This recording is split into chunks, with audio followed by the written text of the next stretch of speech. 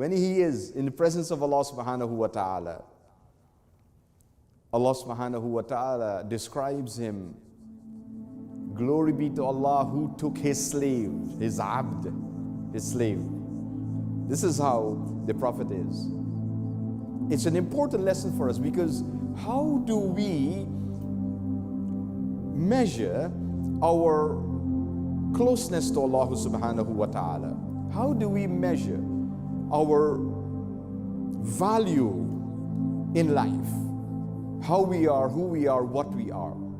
And people use different yardsticks, different ways to judge who is better than whom. Some people use wealth as one way of measuring the greatness or importance of people. Like someone has a lot of money, then people look up to them, they're important, or that person that has a lot of money think that he or she is important, and so on. Some people use other things, the color of their skin, their race, their ethnic origin, to feel that they're better than others, they're superior to others, they look down on others. Some people use different things, their position in society. They have authority and power in society. They feel that they're chosen people, and so on. Allah subhanahu wa ta'ala rejects all of that. Inna akramakum indallahi atqakum. This is what Allah subhanahu wa ta'ala tells us.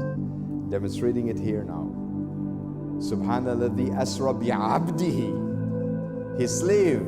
This is how the Prophet is described when he is closest to Allah subhanahu wa ta'ala. And so for us now, we want to be close to Allah subhanahu wa ta'ala. We must strive to be the slave of Allah, the abd of Allah subhanahu wa ta'ala.